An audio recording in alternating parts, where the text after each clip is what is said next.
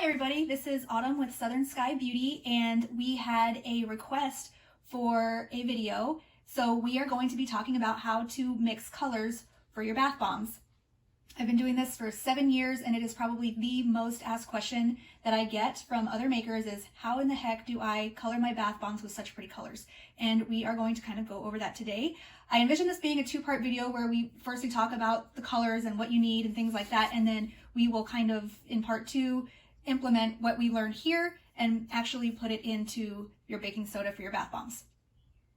So firstly, I personally use dyes for my bath bombs. It is my go-to ride or die product for coloring my bath bombs. I have another video where I discuss different types of colorants, and lakes and dyes and micas are what I speak about, but this is my preferred product.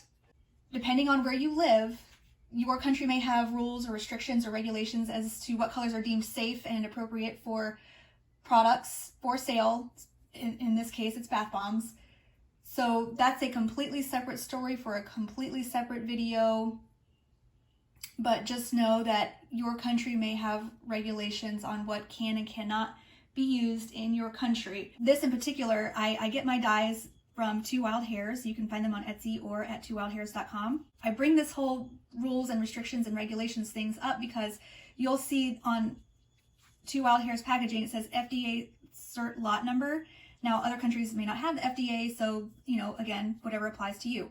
So when you order dye from Two Wild Hairs, each dye will come with a little packet showing that, hey, this has been FDA certified. It's just another fail-safe, safe practice for you as a seller. If you're not selling, it's not a big deal. Don't worry about it. But like I said, this is strictly just about color mixing today, and the FDA certification lot numbers is a whole separate topic. So with that being said, let's talk about the dyes itself. Now, dye is dye across the board. It doesn't matter where you shop. It doesn't matter what vendor you're using. Dye is dye. So it's a very concentrated powder, and my dyes are well loved, so they're a little messy, but this is what you get. The biggest mistake that I find that people make when trying to purchase colors for their bath bombs is choosing the right red. Now, I kind of want to talk about that a little bit more because you can see here, this says red 33, but just know that this is not actually a true red like this. Now, red, yellow, and blue are all your primary colors, and you would think that if you get red and blue, you're going to get purple. Well, yes, normally you would, but for bath bombs, it's a completely different set of rules. So here are some different examples of reds that I have. We have red 33, we have red 40, and we have red 28. The biggest thing you're going to want to know is you need to pick the right red, the correct red. For bath bombs, if you want to make purples, get rid of this. You don't need this. Fuchsia or red 33, blue 1, and yellow 5 are my go-to colors.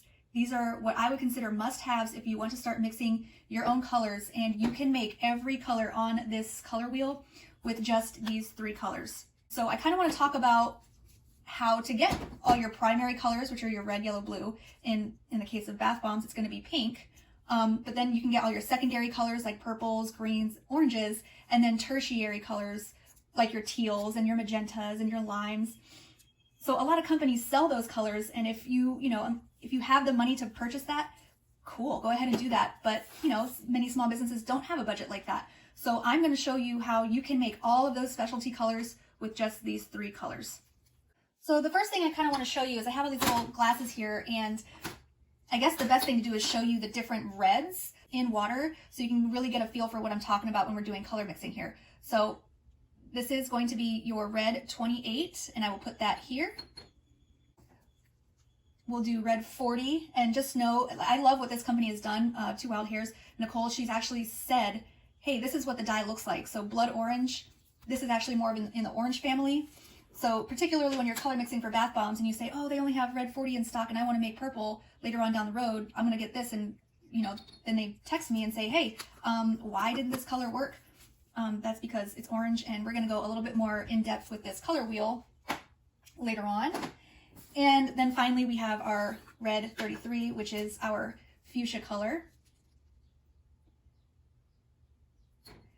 And I kind of want to show you guys the difference in these three reds, and I'm hoping that it's going to convey on camera. Now, the red 28 is not my favorite because it's almost fluorescent neon. It's so super pigmented and saturated that it's more likely to stain than the other two. So while I do use this color, it's not my go-to. This was red 40 and this was red 33.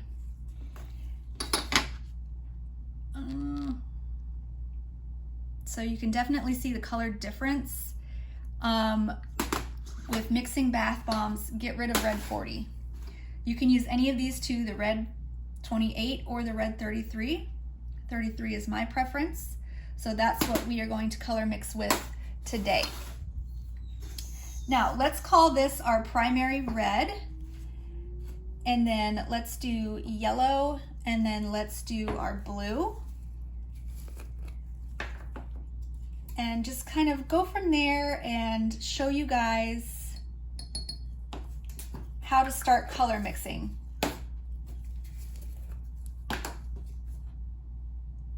Here's blue.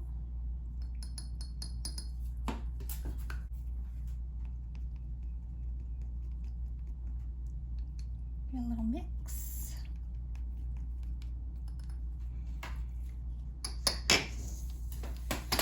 Okay, you guys see all your primary colors there. Now, how a color wheel works is these are all across from each other on the color wheel. When you start mixing the primary colors is when you start getting what they call secondary colors. This is going to be your oranges, your greens, and your purples.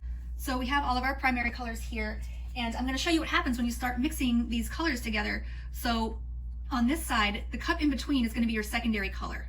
So your primary color of pink and yellow gives you orange, okay? And then the yellow plus the blue gives you your secondary color of, let's see if you can guess, green. And then your primary colors of blue and red, or for bath bombs, pink. When you mix those, you get your purples. So this color wheel is showing you, and you can use this for reference anytime you want or pull up any color wheel. The colors that touch, the primary colors that touch create secondary colors, right? Red and blue make purple, blue and yellow make green, yellow and red make orange. So now you have your secondary colors on the outside here.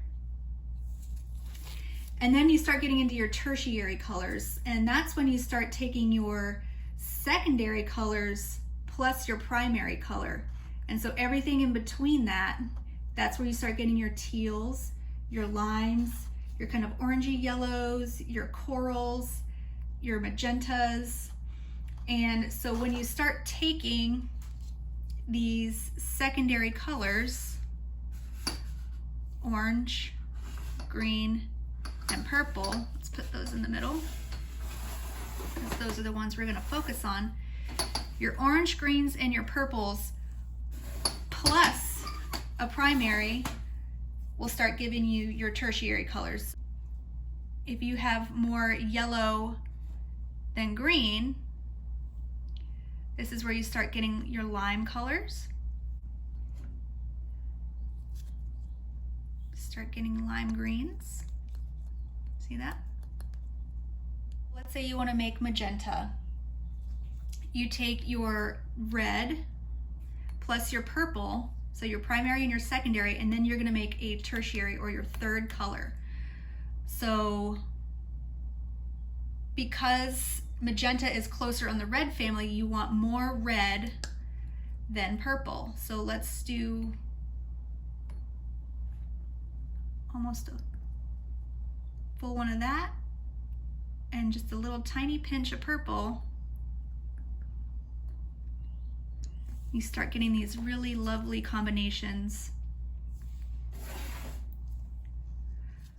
So if you want a coral color, you're going to need more of the pink than the orange. If you want lime, you're going to need more yellow than the green. So it's whatever color it's closest to on this color wheel, and that's why it's set up this way. So all the colors that touch make your secondary colors, and then everything in between your primary and your secondary is a blend of the two. So I hope that makes sense, but I want to kind of take the primary color situation here and go a little bit deeper and show you guys what happens if you mix all the primary colors together. If you're a smarty pants, then you already know that I'm going to show you how, or at least what's a really great jumping off point for making black. Now, before we do that, notice that your primary colors, everything that's opposite, if it's across from each other on the color wheel, those are called opposite colors. So if you mix purple, yellow, they cancel each other out. So that's how you're able to achieve black, is because all the colors are trying to cancel each other out. So I want you to remember the phrase opposite colors. So here's a little bit better of a visual representation. If you put all the colors in order, red, orange, yellow, green, blue, purple, the colors that are across from each other here, red and green, blue and orange, yellow and purple, these are opposite colors. So when you're trying to make black, just keep that in mind. A really, really great jumping off point to make your own black is there's one little change when you have your blue, your yellow, we still need red. You're gonna have to change the red out from the pink to the red 40. And it makes a difference, it really does. A really good recipe is 3 parts red 40, 1 part blue 1, and 1 part yellow 5. And I've just done little micro scoops, and I've pre-made some black here. Now you might notice it's got a little bit of a green tint to it. And talking about opposite colors, what color is across from green on the color wheel? It's red. So if your black is coming off with a green hue, you might want to add a little bit more red. If it's coming off a little purple, you might want to add a little bit more yellow, so on and so forth. So I've mixed up some black already, and of course, if you're making a bath bomb, you're going to need a lot more concentration of dye, but I just kind of want to show you that you can do it.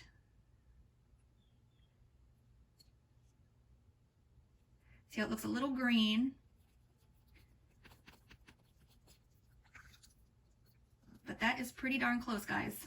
But just play with it, have fun.